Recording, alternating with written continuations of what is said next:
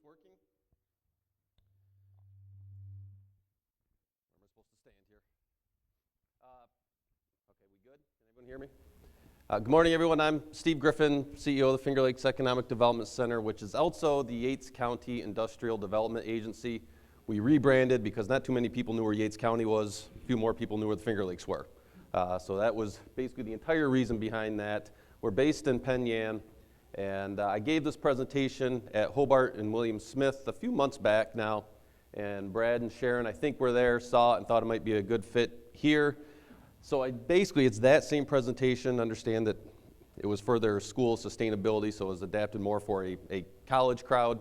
Hopefully you'll find it entertaining. I don't normally sound like this, but Brad and Sharon might think otherwise, because when I gave the presentation then, I had a cold. Now my allergies are kicking in. I sound awful, so forgive me as I stop probably 3 or 4 times throughout this thing and sneeze and hack and blow my nose, and it's being recorded, so this is going to be fantastic. I'll try to make it entertaining, stop, and have questions, I think, at the end, and we'll get started here. So a quick show of hands, so I know how quick to go. Does everyone have a basic idea of Penn, where Yates County is? Almost everyone. There's still some who don't. Relatively small population, 25,000 people. Village of Penn. Is that me, I suppose? Well, if I went over here, it echoed. Relatively small population, 25,000 people, 5,200 people in the village of Penn. Although the village of Penn is kind of goofy in that it's made up of 3 different townships. I don't know why they do that. So a better reflection of our actual population, I think, is if you take the Penn mailing address, which is closer to 15,000 people. I have Jerusalem listed there because not only did Penn flood, but so did Branchport, the hamlet of Branchport that's within Jerusalem. I have them both circled there, both ends of the Y branches of Ithaca Lake. And again, I said this was tailored towards Hobart and William Smith students, so that's why I have this lots of wineries and breweries. Figured the Hobart students might occasionally partake in an alcoholic beverage. So I was using a little bit of tourism there and say, hey, come on down, you might like it. Probably no one in this room does. If you happen to, we have lots of breweries and wineries. Come on down. If you've been there, you have a good idea about the geography. Not too dissimilar from here, lots of hills, lots of rolling hills, and a tremendous amount of culverts and streams that empty into Ithaca Lake. And that was one of the challenges we found. I was given the presentation along with a gentleman from the city of Boulder, Colorado, who had done some flooding, and there was some pretty main differences here, but we have over 1,000 creeks and streams, some 15 to 20 per mile, emptying into Ithaca Lake. So for everyone here that's affiliated with trying to keep culverts and streams clean, you can imagine kind of the challenge we have with that. So what the heck happened on May 13th and 16th? We actually flooded twice. I don't know if everyone was quite aware of that, but the first time was May 13th. We got 6 to 9 inches of rain, fell overnight. I have a couple of young kids. My daughter came in. She doesn't like thunder and lightning. She asked me to lay with her. You usually think 15, 20 minutes later is all you're going to need, and the lightning will stop. It never did. It was unbelievable. I've never obviously seen anything like that. It was constant. 2 to 4 more inches rain fell on the 16th, which obviously did not give the ground a whole lot of time to get rid of the previous water. Basically, it was just too much water, too quick, too fast, and all those culverts and creek beds overflowed. They picked up speed as they came down these pretty steep hills, and just huge debris clogged up everything. I should also state that the presentation at Hobart was meant to say how a community kind of revitalizes itself. How does it handle that? So that's where this presentation goes. Because I don't have any idea how to keep culverts and streams clean. So we had over 50 businesses, 250 homes that were affected. Those are kind of the ones that reported anyways. And we get these questions. Not very few of them had any flood insurance, and it wasn't because they're cheap and they didn't want to carry flood insurance. It's because we don't have floods. It's similar to most of these areas, right? We just don't get flooded. And I remember we had a reporter from Rochester ask me, how does this flood relate to the other floods, compared to the other floods you've had? And I just kind of stared at him. What other floods? We've never had one that, since I've been alive, my entire experience on floods is watching them on TV. The last flood we did have was in '72, and that was more of just the Hurricane Agnes came in. It was just a kind of a quick not quick, it was a slow kind of swollen river flood, if you will. Mainly the properties around the lakes got affected, and along the Ithaca outlet, which is a body of water stream, basically a canal that connects Ithaca to Seneca Lakes. That's where most of that damage occurred. That was not the case here. This was basically that flash flood that just took out everything. Whole bunch of inspections. And then now for my DPW people here in all the towns, it never dawned on me the effect and the expense that would come from the roads and parking lots. And so we had over 126 roads plus parking lots damaged, 6.5 million just in those the roads and the culverts alone. Here's the part that's probably most interesting to everyone. I'll get through these pictures pretty quick. This was sort of like ground zero, if you will, for the floods. This area here used to be a boat basin. Way back when, that's where the Ithaca outlet boats would come in and literally come through here and underneath the buildings on Main Street to drop off goods. So that became basically the drain plug for the floods. And there's a stream that usually goes right underneath this water, or this roadway, and it clogged up quickly and went from just in a quick span from, you can see the cars there, could actually drive by to, there was actually, waves now crossing over. That's probably close to 20 feet above where the water usually is in that creek.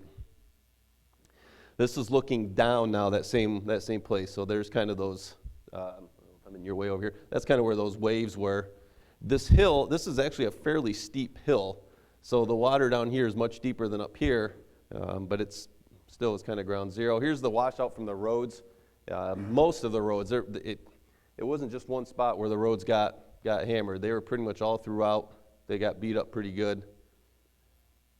A lot of the underside, just the earth underneath the roads got taken out. Getting around the area was nearly impossible for a few days, and you go to Google, type in Penn May floods. There's thousands of these images out there. This was in the village of Penn, right near the school. Again, there's another creek that kind of ran just this side of where these debris fell.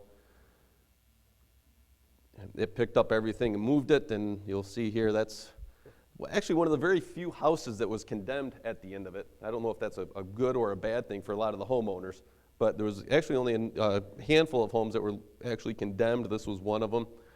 You can't really tell, but the water used to go right here. This is the other side of that creek, so where we saw the waves going before, this is where it started coming down. We had a distribution, a tractor trailer bed right there, and that picked up the trailers, dumped them into the creek, and kept it on its way, showing some of the force. The one that made some news was this. This was a grain truck that started out about 3 blocks from here. And the water came down, picked it up. It did about 2 or 3 90-degree turns to make its way to this spot and then deposit itself on top of that van. There's actually, again, if you want to Google, Trombley's Tire Service, local garage. They have their security cameras going on, and you can see during the flood, it's on YouTube and all this stuff. Now, all of a sudden, you can just see this truck making its way down the street. To give a little bit better idea, it's just a different angle of it. That flood I told you back in '72, the same owner owned this restaurant. The water was right about to the top of his boots back then. And in this case, you can see some mud marks out here and over there, about 17 feet higher than what it was back in '72. I have no idea what I'm doing to cause that. Again, ground zero, this is where those waves are hitting. The owls, it was called the Owl's Nest back here, got taken out. The stream went underneath that whole parking lot. Again, this is where that drain plug, if you will, was right here. Again, you can kind of see where the water level went through it first. This building was called the Owl's Nest. It used to be a community center. Burkett Mills, which was that building here, had just bought that building and renovated it into a meeting room and conference facility. And literally tiles, the final flooring tiles were going down that day. And they were going to open it up, and so they lost everything with it. They're pretty solid, though. That building's been there and operating consistently since George Washington's last year in office. So they're a pretty stable employer for us. Again, parts I didn't think about the road washout and the challenges that occurred. The other thing that didn't dawn on me, again, because all my experience was based on television, what I saw was the amount of debris left behind once the water leaves. Again, on TV, they usually don't stick around for that part. They show you how high the water is, you see the people in the canoes and that sort of thing. It goes away and you don't know what's left behind. The amount of debris and rock was everywhere. This is actually Camp Good Days and Special Times out in Branchport. The creek that these rocks came from is actually probably over here somewhere, about 100 feet to the left of this building. It just switched where the water ran. Again, just some of the houses that got beat up. This house was actually out in Branchport. All of these huge boulders were part of a stream, a small, kind of like a babbling brook, if you will, that was about 150 feet to the left of this couple's house. And just left, I mean, it just completely moved it. You just, again, give you a feel of the speed and the strength of that water flowing. Once we could get to ourselves, everyone came out. There might have been a number of you here with your DPW and your road crews that came down. The amount of help that came out was unbelievable to see, and I think that would happen no matter what community got hurt. You see that a lot around here, which was really great. High school kids from all over the place came down. That, again, the creek with the waves would be down towards where we are right now. It came way up and over this is the largest municipal parking lot we have in Penn, and the water got up to about here. It's got to be close to 200 feet from where that creek was. And here's the next kind of step in how we handled it. This is when New York State Department of Emergency Management came in and met with a lot of the individuals that were affected, and I'll talk a little bit how we got to that point. The question that was kind of posed to us from Hobart and William Smith was, if you had 1 year from today to know that you had another emergency coming, had another flood coming, what would you do? And so I phrased that question to a lot of people that were involved in the flood, and again, if it's a flood you're preparing for, I guess you could put sandbags up everywhere and try to be ready for it, but you obviously really can't do that. So we don't know how much different we could do, right? It's really hard to be prepared for this thing, but what we did do, and it wasn't pre-planned, was we sort of had an immediate organization of a couple of private businesses and some public agencies that quickly came together, and we're talking the same day while flooding's still occurring. And a couple of leaders, I guess if you will, sort of gravitated to the top, and we talked about what was going to have to happen. We got to get information out to the public as quickly as we can, and sort of almost like a triage unit, a triage plot. You know, what's the absolute immediate needs? What do we have to do? And then the near term, different from immediate. What's the short term assistance we're going to have to give? And then future responsibilities were handed out. Points of contacts were given for the community. So if you were a business, you actually came to my organization. And if you were a homeowner, you went to the Ithaca Housing Council. And then all the road crews and municipalities kind of talked amongst themselves using the Department of Emergency Management at the county level as their main source of contact. We did that because we knew the people's lives had basically been turned upside down. And they're still in shock, they're upset, they're mad, and the last thing you want to ask them to do is figure out what state agency or federal agency they have to contact to figure out where help is. So instead, we just said, okay, here's who you call. If you're a business, you call us. We'll figure out all your answers for you. We'll go contact. We'll fight if we have to, but you just worry about yourselves. Let us know who you are, what help you need, and we'll try to fix it for you. This meeting room here, this was in the middle school at Penn. One of the things we did do was call the community together, and it was led by the owner of Burkett Mills, the one who had lost their building there. And that was key because there was someone who had also been affected. It was different if it was me talking, although our business park, our multi-tenant facility, did sustain quite a bit of damage, but I didn't personally lose anything. He had personally lost something, so him sort of being the leader meant, there was someone up there who was feeling the same thing they were, and I think that was really important that they were up there. We had no information to give these people at first, but we needed to collect them so we could gather who had been affected, how much they had lost, and tell them, here's the information we're pretty sure we're going to need. If we had to do it over again, I think we would still do this. We would just be a little bit more prepared for the anger that came out. And they weren't mad at us, they were just mad in general. But you can imagine, we bring you in, they're probably hoping for some answers, even though we did a really good job of saying, this is an information gathering session. They wanted answers, there was none to give. They were pretty frustrated. And the worst thing we had is there were some state agencies that showed up, and they didn't have answers yet, and that really made them mad. So I'll get into that, how we tried to fix that later. One of the things we did, our goal, and this might have a little bit more pertinence here, I guess. Our goal was to get, again, we were the direct business assistants. Our goal was to get those businesses opened as quickly as possible. And again, as I was talking to the Hobart students, this meant a little bit more. You're probably all familiar with it. People tend not to think about, they think about the expense. I already showed that, right? $6.5 million lost in roads and culverts. What people don't tend to think of, good Lord, what people tend not to think of is that the communities now, they don't have as much revenue coming in either because the businesses are shut down. So there's no sales tax being generated. The property taxes have been wiped out in some cases.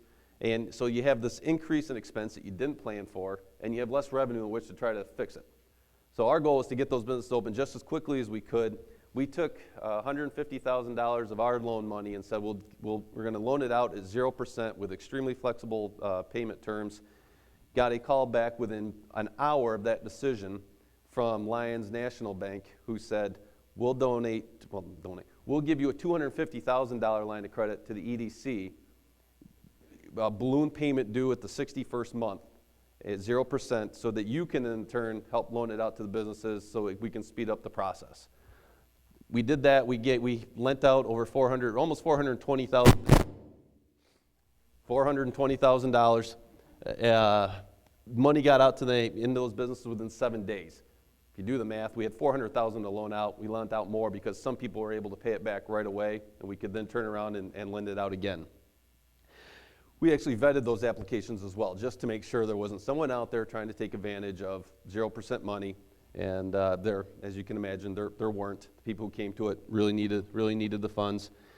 I talked about that New York State assistance. I got a call pretty much right away from the governor and lieutenant governor's office, and they said they were coming in. They're going to have a meeting at the local fire department to tell everyone the help they're going to give. And I begged and pleaded with them not to come. I said, we just did this. If you don't have a real program ready with applications and solid answers for these people, your well-intentions, your good intentions are gonna backfire on you. People are upset, they're angry. You got to be ready for them. And they promised me they would. I begged them again, don't do it. We're going to be ready, Steve. And they were. But then again, like I said, we were the information clearinghouse, again, so businesses would call us. They'd do the application process. If in turn they had challenges in the future, trying to, where's the money? We haven't received our money yet. They'd let us know. We called the state and helped track it down for them. Ithaca Housing did the exact same thing for the homeowners. They had 114 applications. That number probably went up because they started seeing more challenges as the winter came because of hot water tanks that might have received damage back then and they didn't know it until they had to use it. The Living Well, I have this up there because this was a really small faith-based organization within the community that probably they did gain the most amount of positive feedback and reputation out of any organization. They became the lead volunteer organization for the cleanups. What we found, and again, this probably doesn't surprise anyone, the larger national and international help agencies and disaster relief agencies that come in were almost too big and bureaucratic to give out the help we needed right away. It's not a criticism of theirs as much as it is a pat on the back for the Living Well. The analogy I gave at Hobart, and we'll give here too, is I'd been up for about 18 hours shoveling muck and mud and trying to handle sandbagging and all that sort of thing.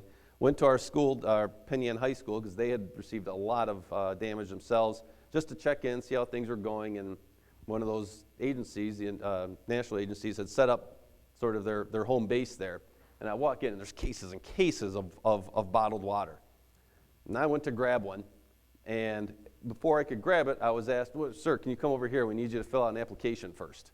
And what? Never mind. I'll just go use the water fountain over there. And meanwhile, the Living Well had shopping carts pushing it through the mud downtown, just throwing water and sandwiches out to people who needed it, who were thirsty or were hungry. And that sort of thing happened all the time. They figured out pretty quickly that all these volunteers come in, and again, there's nobody really help coordinate where to send them And then once they get to a project site, for instance, that restaurant owner I showed with the grain silo on top of their truck, he doesn't know what to do. He's got people coming up to him all the time. What can I do? What can I do? And he's bouncing around like a pinball, and you end up with 30 or 40 people standing around not sure what to do. And you're losing a lot of that help, and you're only going to have them for a certain period of time. So they sort of became our project managers. They went out and found like home inspectors and project managers to say, okay, you take this program, you take this project site. I literally didn't move right there. And it was immensely helpful. It took a little bit to get to that point. We had to figure out at first that we weren't using our help as quickly or as efficiently as we should, but I think looking back, that would be one thing we'd be ready to do next time through. So what would we do? Again, I said it'd be difficult to be physically ready for any sort of disaster. We don't get them a lot. Boulder, when they presented, have to prepare every year for when the snow melts off the mountains. They have to be ready every single year for it. It was they have 24 paid planners just for the city of Boulder. Yates County has 1 paid planner, and then if you add up all our planners that you have in the different towns and villages, you're still at 1 paid planner. And she works from home twice a week, so she's fantastic. But there's 1, so we're more in a we got to read and react versus a long-term plan. Efficiency and speed is the key in responding. Who are your primary points of contact? If you can have that stuff set up ahead of time, we now know we got to it pretty quick. I mean, it was that day we figured out who our contacts were. We'd be even better next time this happens. Hopefully it doesn't happen again, but the same organizations would be the point people. That's extremely helpful for people to know. The one thing to do is, help, mention this coordinating the volunteers, the donations, and the media. One thing we sort of found out was that the media quickly wants to talk about all the doom and gloom. And that's what gets people to turn on the television and read the papers. But what we kind of wanted to get out is the stores are open. We talked about that lost revenue. We want you to come into Penn Yan and shop. We need the tourists. And this hit it'd be a year next month. Right? So this was right at the start of our heavy tourist season where we need the sales tax dollars. And all you can see in the public is that Penn Yan is underwater and closed. And that affected us the entire year. We were begging the media, tell people we're open, tell them we're open. And we weren't able to get to that point. See, there's stop one, the nose running. Mentioned our local agencies clearly outperformed the national agencies, even from those who did have insurance, flood insurance. The local insurance agencies worked really hard to get that money for their clients, whereas if you were the national agency, they didn't work quite as hard. If you can have a platform for sharing information, that's extremely helpful. Actually, Burkett Mills, again, sort of volunteered. They have a constant contact type thing, so they collected all that information so we could disseminate information quickly. If you could prearrange funding through local financing institutions, or whoever your economic development agencies are, if they can work with their local banks now to say, if this comes up, if we get hit with a tornado, a flood, whatever it may be, what can we do? How quick can we get money back into those businesses' hands to get them open? Continue the public education. The one thing that we found out was, the one thing we still don't really know in Yates County is where all the stuff came from, where all this debris came from. All of those, those 1,000 culverts and streams, most of those are on private landowners, right? They're private homes, and it's really difficult to go up to a homeowner and say, can you please move your grill a little bit further away from the side of your deck, because if we get flooded, that ends up downtown in someone's basement. Yeah, sure, we'll do that, and they'll move it while you're there, and they'll move it back. So it's a challenge there. Urge home and business owners to annually review the insurance policies, and I think as important as anything is, what isn't covered with that flood insurance. That surprised a lot of people. What's not covered.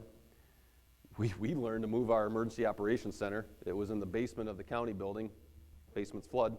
So it received a little bit of water damage, not much, but they actually have a slightly nicer facility now, an area a little bit bigger, because it became the primary contact point for a lot of the DPW and road crews, and it was a pretty small office, so they got to know each other real well.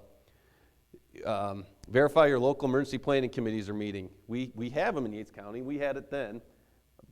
Obviously, it was front and center in our mind here with this disaster. So when Hurricane Sandy was coming up, over 60 plus people came to that next preparedness committee. It'd be interesting to see as a year passes by, as 5 years, 10 years passes by, do we still get that sort of people coming together, or is it out of sight, out of mind? We're not worried about it anymore. We still aren't ready for this part here. This one hurt us, this emergency housing supply. We don't have enough housing stock as it is in Yates County for people looking to move into the area, let alone when you wipe out and put a whole bunch of people, 250 structures, where do you put them? So like tent cities came up, people were having to move, come down to Watkins Glen, they were getting shipped to Geneva and living in hotels. People just having to stay with family and friends. We still don't have an answer for that. We still don't have the housing. We've talked about a lot of the stuff. Manage your volunteer labor. This is kind of an interesting one. Establish that main entity for financial contributions. So it's all good-hearted, it's all good-natured people. They're well-intended. A lot of these GoFundMe, the online funding sites popped up. You had a lot of local banks that were collecting funds. You had the Rochester Realtors came in and they were accepting money and donations. All this money was coming in, and we were trying to figure out how to coordinate who was getting what, so that some people weren't getting money maybe 3 or 4 different ways, and then there was still someone out there who wasn't getting anything. We tried, it's called the Yates Endowment Fund. We tried to get that to be the main entity and get some of those other organizations to give that entity their funds so that we could connect it and collaborate and make sure organize it was all going to the right places. That didn't happen. The best thing we could do was get us all in the room, at least the major financial contributions, the major funds, and talk about who was giving what to who and share that information. I think going forward, we'd be out in front of it a little bit better and say, here's where we'd like the money to go. And, obviously conduct follow-up meetings, see where you need improvement. And I guess I would follow up by saying, then this is what we were trying to say then, you wouldn't know within about a month of that flood that downtown was even affected. There's still parking lots that are a mess. That one that was ground zero, they've actually put some gravel in there, and you can actually park in there now. What we discovered where that building fell down, there was some beautiful historic archways under there, so we're trying to figure out, I don't think Berkey Mills wants to rebuild there. Do we make a little amphitheater type park out of there? So we're trying to figure out what to do with some of the things, but the roads are back up. There's a lot of things that have fixed it, and that's what we try to get out to everyone. So again, for those of you who might like shopping or wine or beer, we're open. You can come back down and see us. So that's what I got. I hope it was somewhat helpful and you could understand me behind the big snare drums here, but yeah.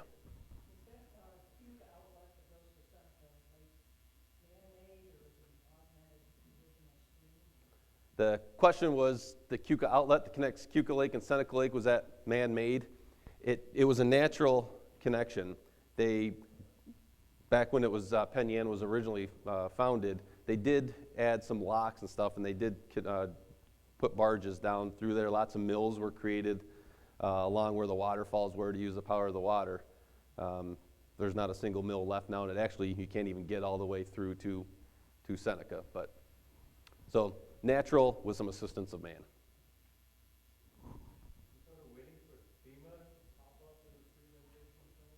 Yeah. So FEMA. Where's FEMA in my presentation? My question, again, the presentation was more about how do you recover from this sort of thing. FEMA out in Boulder, they did not have a great experience with FEMA. We actually had a lot of success with FEMA. I don't know why, I don't know the differences, but they were overly aggressive with us on how we go about getting their forms submitted. The forms weren't fun. They were kind of long and asked a lot of questions. But even in our meetings for like my property that got affected, FEMA was helping us through. Here's how you answer certain questions. And quite honestly, our challenge more was with a state representative there who was telling me to be careful of. We had a lot of trees that we were afraid were gonna fall over now. We have a huge steep bank behind us. He was saying, well, before you cut those down, you got to be careful because there's an endangered bat species that lives in lives in the bark. I'm like, huh? The trees are going to fall down on cars, and well, you got to be careful. There's bats in there. I'm like, well, okay. And then With the water runoff, they said, does that water go out into the outlet? And I mean, well, eventually it does. What can't go into the stormwater will go out into the outlet.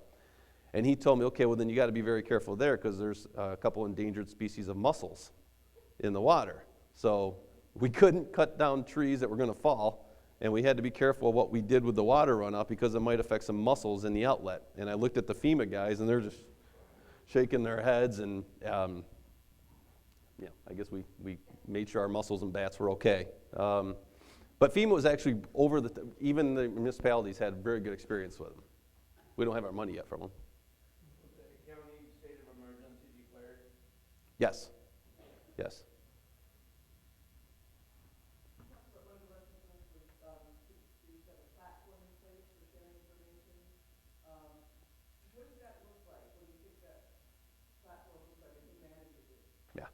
Great question. So, everyone hear the question?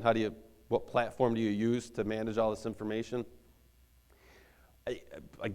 Something like a CRM package, a customer retention management, something along those lines, whether it's a constant contact or there's a number of different softwares out there you can use. There's a bunch of free ones that you can utilize.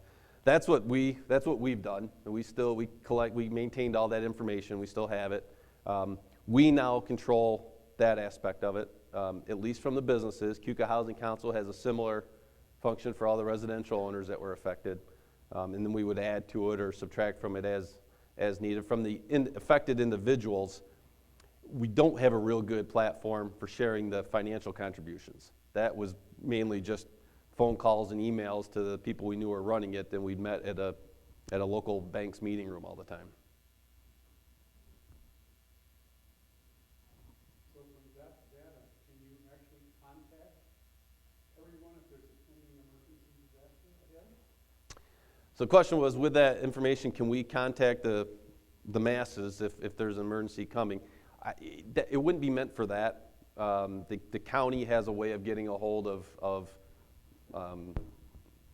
the citizens if something were coming through their emergency planning and robocalls and all that sort of thing. They have their own mechanism. Ours is more how to get the help back out to those who were affected after the fact.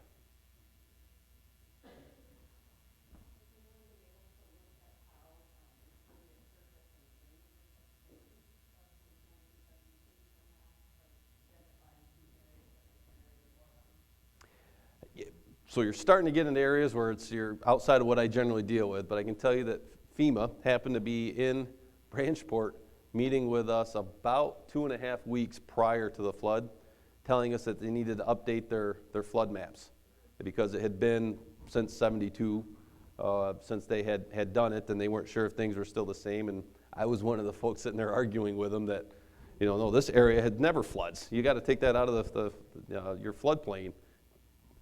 They knew a little bit more than I did because that was the area that flooded immediately. They've since gone back and looked at it and tried to figure out where the danger areas were, I guess. And the county and the towns, as much as they can on the public land anyways, are trying to keep, they're doubling their efforts to keep those culverts clean. If that helps, if that's a real good answer for you or not, but they're trying to, as much as you can with planning department of one and that sort of thing.